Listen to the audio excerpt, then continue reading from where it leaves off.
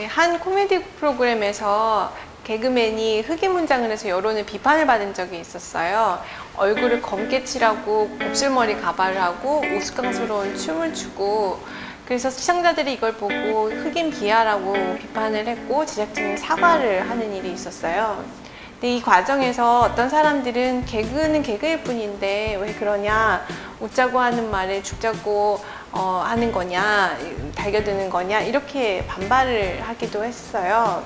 근데 생각해보면 흑인 문장은 예전에도 있었거든요. 80년대에 시커먼스라는 프로그램도 있었고, 저도 어렸을 때 그걸 보면서 깔깔거리고 웃기도 했었고요. 근데 이제 달라진 거는 지금은 이제는 웃기지 않다고 하는 사람들이 나타나기 시작을 한 거예요. 근데 이런 논란을 보면 도대체 왜 웃긴가 하는 굉장히 심오한 질문을 던지게 돼요. 그 고대 그리스의 철학자들은 다른 사람이 불행하고 혹은 약하고 부족한 것을 보면 사람들이 웃는다는 이야기를 했어요. 이런 관점을 이제 우월성 이론이라고 하는데, 사람들이 자기 위치에 따라서 어떤 상황을 같은 상황인데도 웃기기도 하고 웃기지 않다고 느끼기도 하는 거죠. 예를 들어서 내가 동일시하는 집단에 대해서 우월하게 여기면 그게 웃기겠지만 그걸 나를 깎아내린다고 생각하면 웃기지 않을 수가 있어요.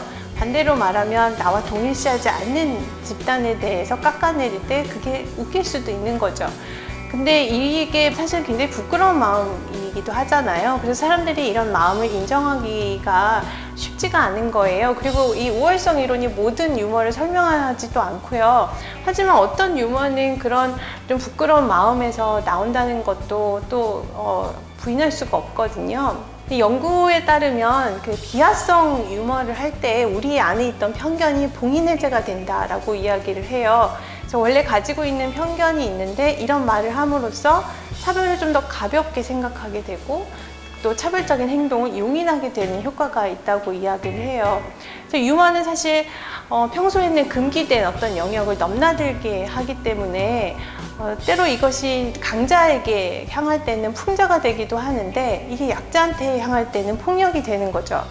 최근에 한국 사회에서 혐오 표현이 굉장히 많이 이야기가 됐는데, 예를 들어서 똥꼬충이나 망충이나 이런 말들이 굉장히 많이 나왔어요. 근데 어떤 사람들은 그냥 농담은 농담일 뿐이니까 괜찮지 않은 것일까라고 이야기를 하는데, 사실은 이렇게 가볍게 생각하는 것 자체가 약한 집단을 배척하고 무시하는 생각이랑 연결이 되어 있는 거죠.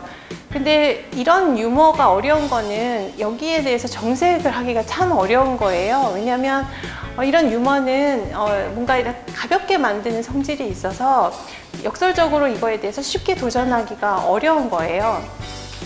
근데 중요한 거는 유머는 그 반응에 의해서 성패가 결정이 되거든요.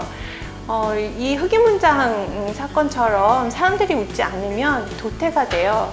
그래서 비하나 조롱, 이런 농담에 대해서 내가 웃고 있지 않으면 그거 자체로 이건 괜찮지 않아 하고 하는 메시지를 주는 거죠. 우리가 때로는 웃자고 한 말에 죽자고 달려들어야 될 때가 있고, 최소한 무표정으로 소심하게 반대를 해야 될 때가 있는 것 같습니다.